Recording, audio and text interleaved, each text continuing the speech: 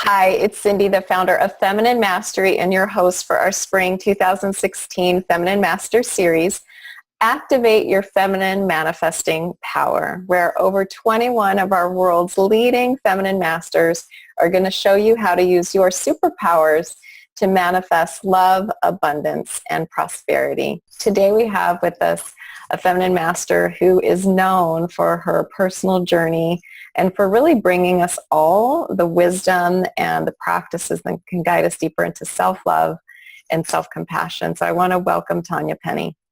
Hi, Cindy. Thank you for having me here today.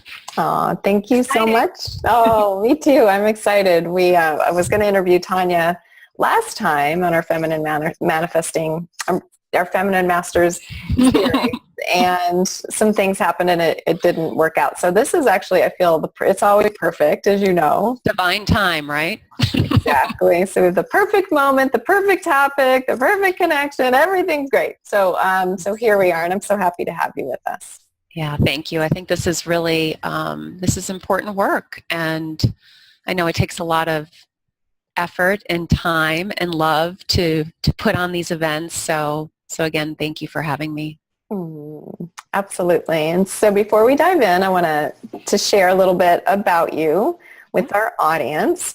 And so I'm going to read a little bit about you here. So Tanya Penny is a self-love catalyst, vibrant body, and abundant coach who empowers, teaches, and supports healers, coaches, and those who are ready to break free of your fear and your self-doubt, heal weight, chronic illness, or trauma so you can step into self-confidence, create a healthy, balanced body and a lifestyle to fully live your purpose and the abundant life of ultimate freedom. You're here to live. Yay! Awesome. Who doesn't want that, right? Sign me up. Exactly. And I know you work with women, people in lots of different ways, which I know you share a little bit about that. And so before we dive deeper into your topic, and I know as well you speak on many different things, tell us about your gifts and your superpowers and how those developed and how they led you to the abundant life and all the blessings that you have today.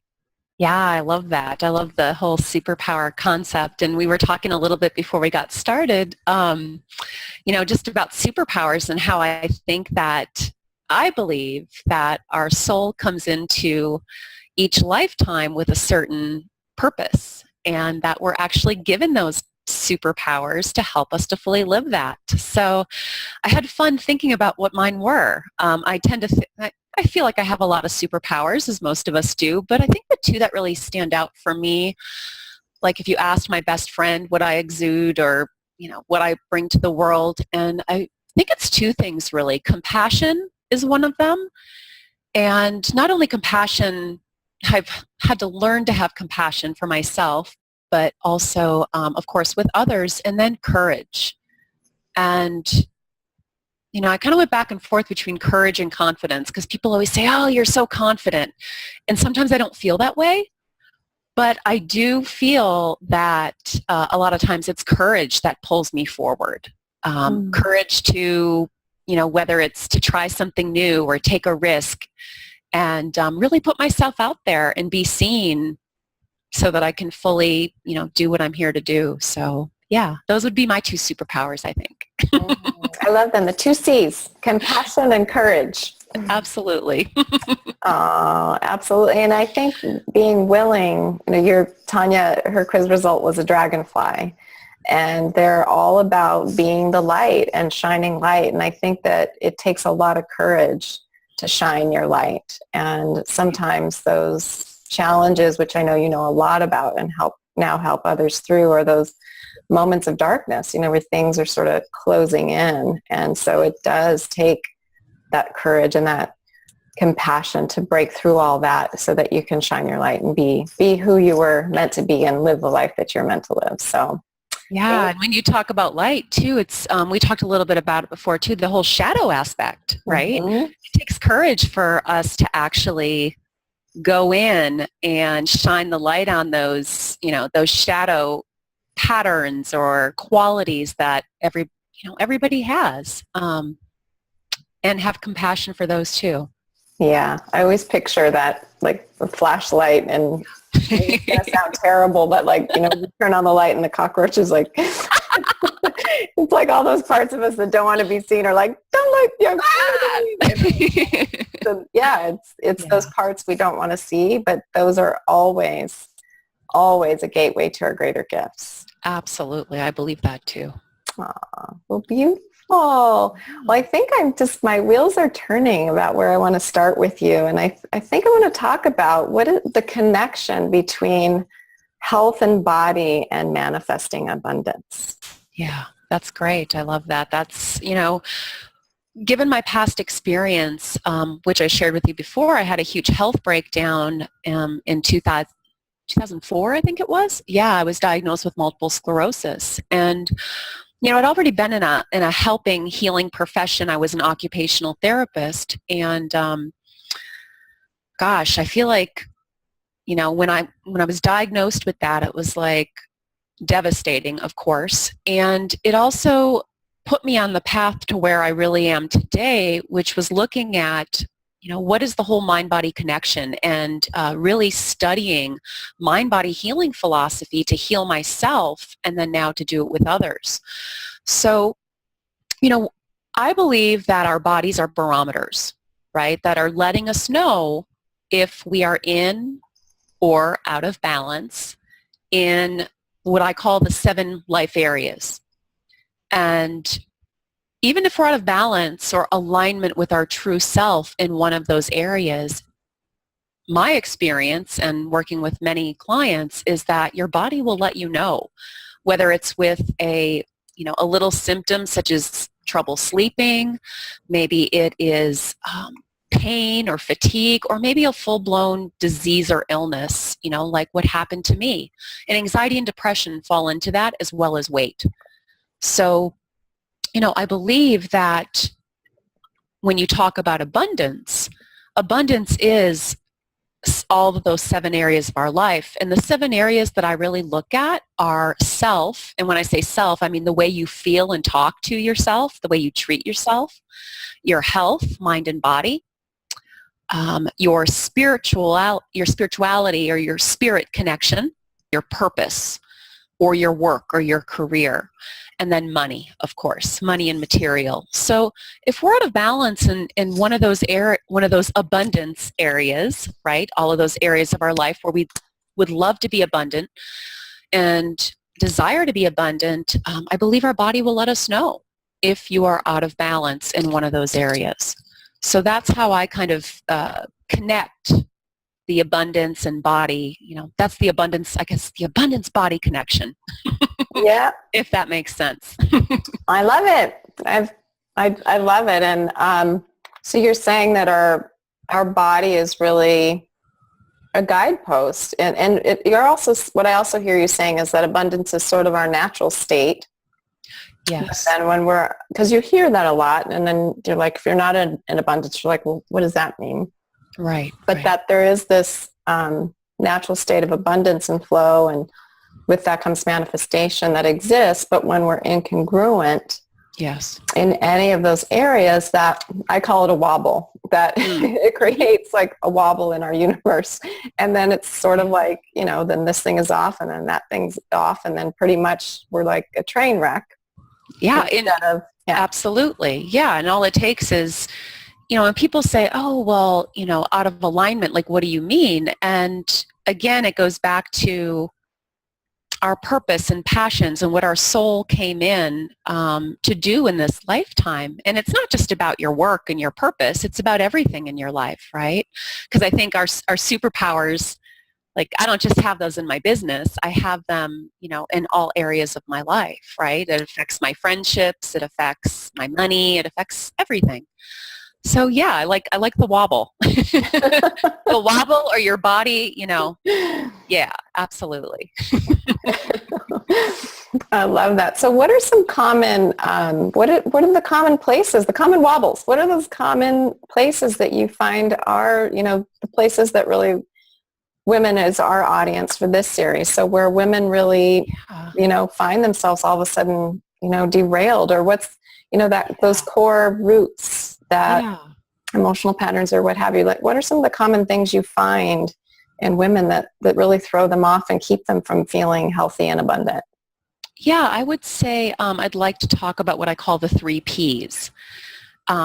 I believe that, and I'll tell you what they are in a moment, but I believe whether you are having a breakdown in your health or you feel like you're not able to fully live, grow your business, live your purpose, whatever it is, I feel like they are the 3 things that no matter, what area is not working for you, they're probably a cause. And the first 3 Ps is perfection. So I feel like, gosh, especially, men struggle with it too, but women especially tend to be really hard on themselves. The whole I've got to do it right, I've got to do it perfect, it's got to look a certain way. I feel like that stress and that pressure of perfection can, number one, make you push yourself too hard, right, which can cause burnout, stress, and breakdown, or it can paralyze you, right, that, oh my God, it's not going to be good enough, so I'm not going to put myself out there. Like I'm not going to be seen. So I feel like that perfection, and that's a big one that I always joke most of my clients know that they're, my divine client is me, very type A. I used to be very type A and very, I guess I'm a recovering perfectionist, and that was something that, that knock on the door of chronic illness for me was really a wake-up call for me to shift that. So really, looking at how are you attacking yourself or being hard on yourself, both mentally, right, with our self-talk, but then we know that that affects how we act every day, right, how we behave or what we do or what we hold back and what we don't do. So that, I would say is one of the number one things for all of the ladies to, the women listening to this to look at is, where are you being perfectionistic in your life, and how is that making you sick or holding you back from fully living your purpose, whatever that might be? Yeah, right? I love that. And I just want to comment before you get to the second P, is that it's when it becomes that rigidity, because and that's why I love mastery. I love the concept of mastery, because high performing, high desiring women want to create, we want to be abundant. And so want to be good at what we do. Absolutely. And so we need a replacement for that overdrive, and for me, that's what feminine mastery, the balance is really provides that for women so they can drop into their feminine, open up with, whatever the gifts they haven't explored, bringing that action-based self into balance, but we can still be masterful. We can still strive. We can still, better without having to feel like we have to, push and be rigid and strict. And really that's where the self-judgment comes too. And I like, and the thing that one of the big things that I teach is we don't ever want to get rid of any part of us. So it's not that the perfectionist in you is bad. It's just that she's gotten out of balance, right? She's gotten out of balance, and we get out of balance for a lot of reasons, right? A lot of us grow up in environments where maybe that was modeled for us. And so that's the norm, right? Some of us grew up and we had a lot of chaos or trauma, or, in my case, I struggled with a lot of past abuse. And so that made you want to do things right or a certain way. So it's fear-driven, right? So it's really about looking at, okay, well, what caused that? And how can I bring her more into balance, right? Because obviously it can serve you to be a perfectionist or good at something or wanting to, be good at something. Like that's not bad, but it's when she gets out of balance that she makes us stressed and eventually sick, right? Or holds us back from truly shining our light and reaching as many people as we're meant to reach. Yeah, it's a limiting pattern, and we're all so much more than that. Yes, absolutely. So what about that second P? The second P is people pleasing. So people pleasing is a tricky one because it can be really sneaky and hide in a lot of ways. We can think we're being, helpful or supportive or kind. But I always tell my clients it's when it's out of balance again, right? We want to be kind. We want to please. We want to be a contribution. But it's when it's at the expense of ourselves that is where it's out of balance or becomes a problem, right? Or maybe you're not doing something and you're not doing it because you're afraid somebody's going to get mad at you, right? Or someone's not going to like you if you do it. So it's, it's again, finding that balance and looking at, gosh, maybe I'm over-giving with my clients and I'm not honoring myself. Maybe a lot of the women I work with are mothers and business owners. And so they're, giving to their kids, they're giving to their clients, their husband, and there's no time left for them to actually nurture themselves, right? To fill their cup. And eventually they burn out, they get sick, they, gain a lot of weight, whatever it might be. Whatever their barometer breakdown area is, that's letting them know that. But yeah, so really looking at, where in my life am I overgiving to the point that I'm taking away from myself? And eventually that's not going to work, right? Eventually we all need to we need to keep our cup full. Yeah, absolutely. And there's also an inauthenticity that comes with people pleasing. And, one of the most magnetic things of attracting, a mate, to clients, to abundance in your life is that authenticity, that just unabashed, sharing of who you are authentically. And so when we're people pleasing, we're putting up all these filters. Yes. And so people a lot of times don't know who we are, or they're like wanting to get us or wanting to know who we are, but they really can't see us because we're putting up all these sort of illusions based on what we think people are going to like or not like. And it also, so it's that we're putting on that mask, but then it's also, I've been around people that are, and I used to be that, right? I think one of the reasons, I just want to say on a side note, one of the reasons I feel like the MS came into my life was it actually gave me permission to say no. I was a huge people pleaser and would overdo and overgive to the, it wasn't nurturing for me. But it gave me an excuse, when you get sick, when you get a chronic illness, it's definitely an excuse to say no. Mm-hmm. So I feel until I built the courage, my superpower, to actually say no and only say yes when it felt in alignment for me, really. So really to put an end to that people pleasing in a way that was destructive to me, I feel like that was a big piece of that. Mm-hmm. If that makes sense. But then, it can be annoying to people as well when you don't have an opinion, or you're not sticking up for yourself, or you're not taking care of yourself, right? Yeah. And it tends to attract more people like that into your life that will like that about you. Mm-hmm. If that makes sense, right? And versus honoring what you really want and need. Yeah, absolutely. I love it. I love these peas, Tanya. So it's funny too, my last name's Penny, so people are always like, oh, the 3 Ps. Penny woman. So what's the third one? The third one is what I call pretending to be Superwoman. So again, and you can see how these all kind of weave together, right? They're actually like, oh, we probably all to some degree struggle with all 3 of these, and they're very connected.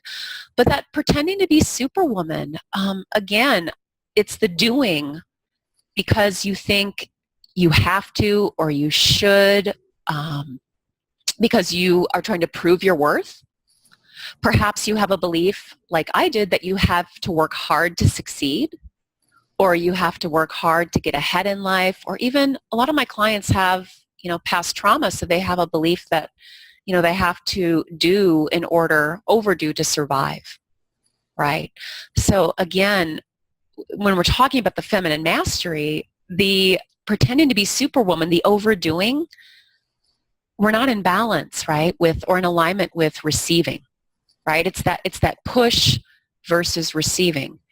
And again, I think our bodies really let us know. Some of us just feel stressed, but some of us actually get a physical breakdown in our bodies when we're pushing too much, right? So, so really looking at, where in your life do you need to ask for support, right, and receive it? Where do you need to, step back a little bit and act more from a place of inspired action versus that ego fear-driven action?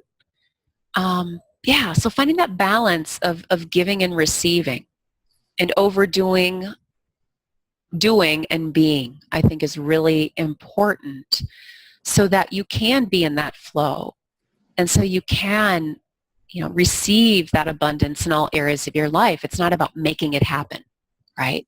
It's about being open to the flow. So that is the third P.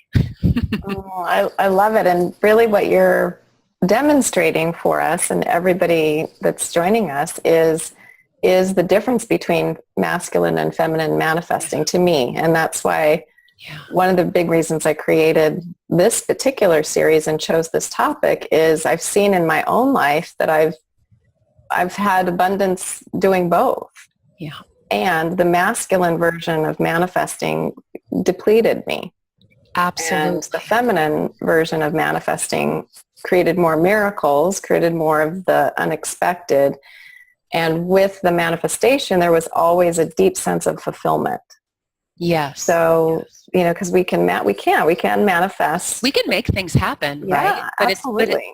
But I even feel, Cindy, that especially this year, those of us who have been trying to do it the masculine way, and because we were conditioned to do that, so not to beat up on yourself for it, right? I mean, I was conditioned to do that, as many people were growing up, but that it's not going to work anymore. It's actually, maybe it's worked for you up to this point, but what I'm finding, and I'm finding with a lot of my clients, is that it just won't even work anymore at all. You'll just keep getting kind of a wall. And the wall might be, maybe you're not bringing in clients. Maybe your health is suffering and it's not getting better. Maybe the money's not flowing the way it used to when you used to make things happen. So I almost feel like there's a big shift going on right now that we're really being called to step more into the feminine way and be open to receiving. Yeah. Be open to receiving. Yeah. I believe at the highest possible level, there is a paradigm shift, and almost like to me, it's a reframing of the universe and that essential balance. And so as more women step forward and embody that feminine essence, and or, men, because men are out of balance as well, that everything's connected so that we're over that, we're sort of becoming over that tipping point. Yes. Right? And so that's why I definitely am experiencing what you're sharing. A lot of my clients are. That's how they find me. It's just like, I'm smart, I'm intelligent, I'm successful for years doing this. Why is it not working anymore? Yeah. And so it's a combination of that calling, but also that the paradigm has shifted, your reality has shifted. So to become congruent with that, we have to come into this new essential balance, which is so perfect and so timely for the work you do and in this series. Absolutely. Yeah, I feel like it's interesting because people will come and they'll be frustrated and they'll be like, well, this used to work and why isn't this working anymore? And it's because we're meant to move into an easier way of being, right? An easier way of being. And I just want to add, when we talk about receiving, one of the biggest blocks that I found for myself and for most of my clients is if we don't believe that we are worthy, right? If we're worthy and deserving of receiving, that you can do positive affirmations all day long. You can bust your butt. You can, you can do everything quote unquote right. But if you do not deep down believe that you are worthy of receiving, then you're not going to be fully open to it. And that, whether it's love, whether it's money, whether it's clients, whether it's even, it's your health. Like you can look guidance, we talk about spirituality and getting that, that guidance and insight. I feel like we block that from, or not fully, maybe it's not 100% blocked, but if you don't have 100% self-acceptance, love, and worth, you're not fully receiving all of it that you can. So, again, I feel like that's a huge piece that I want to put out there that does tie into the 3 Ps as well. Oh, I love it. And I think I'm seeing right now that manifesting is sort of a circle. It's a completion of a desire. And that when we're blocking in any way, that full circle, that return of that which we desire by not feeling worthy or pushing too hard and put up that wall of resistance, that we prevent that simple process as it's designed from taking place. And so, and I also... And it is meant to be simple. Yeah. Like you just, like that's another belief, right? We have is that things have to be hard or, that it's the whole work hard thing and things have to be hard, to get that. And it's like, no, actually it's meant to be simple. And the word manifesting, I've even kind of phased out using that because it's got the masculine in it. Yeah. And so I like to just say, be open to your desires and then be open to receiving, like believing you're deserving of receiving it and allow it to come to you versus manifesting, making it happen. So I just wanted to throw that out there as a possibility. Well, I love men, so I love the word of Tuesdays. Well, I love men too. But I don't like the aspect of working hard anymore. So. I'm teasing. I know. I like it. I think we're congruent on this. Yes, absolutely. Yeah, absolutely. I'm loving men too, for sure. We could go on about anyway. So this is so rich and yummy. I'm loving this conversation, and I feel like we're really getting to the heart of these feminine practices that, again, there's so much flying around out there, and we hear this and that about, feminine and masculine, and, now women is like, they come to me with the have-tos, but one of the have-tos is, I have to find my feminine. Like, okay, like, honey, you already have it. Just open to it.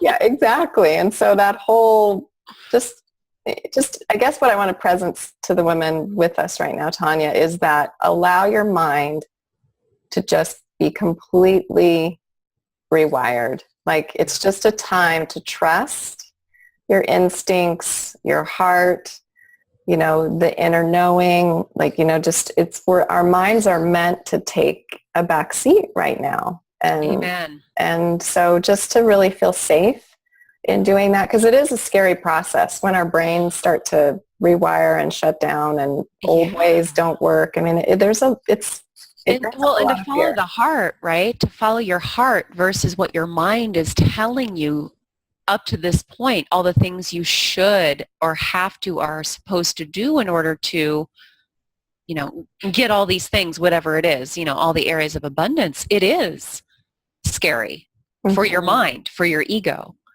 right? One of the, I'm glad you brought up the mind and the mindset, because when you look at mind, body, spirit, right, it's gotten out of balance. People have been so in their mind for so long that they've kind of put listening to the spirit, the heart, whatever you call it, and the body, like, way over there. And they've just been using their mind to, like, get them where they think they, what they need to do to get there. And it's not working anymore. Again, so it's kind of like the masculine, feminine, the mind, body, spirit. It's time to drop more into our heart, right? Into our bodies and our hearts. And the mind is meant to just be a tool to help us do things, but it's not meant to run the show. Mhm. Yeah. Right? So one of the big things, and I know we're going to get to my gift in a little bit, but one of the big things that I really work on with my clients is looking at, what are those beliefs?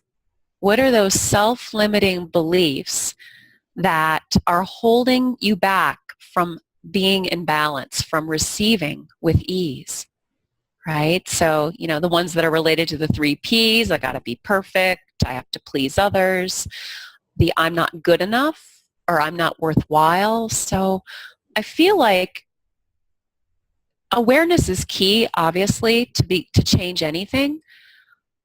But most of us, the awareness isn't enough. We then need tools. So some people like tapping. Some people like, I created a really, again, easy, nurturing meditation process that helps to rewire or soothe or reprogram those beliefs that are keeping us stuck in those old ways, right? They're no longer working.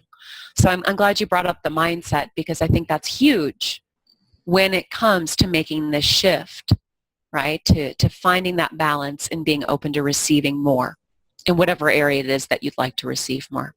Yeah. I see that there's a framework, I call them entrapments, that it's just a limited reality. Yeah. That those thoughts and patterns then, because we have patterns that go from those thoughts, and then so we're like living inside of this. Meanwhile, there's this entire universe.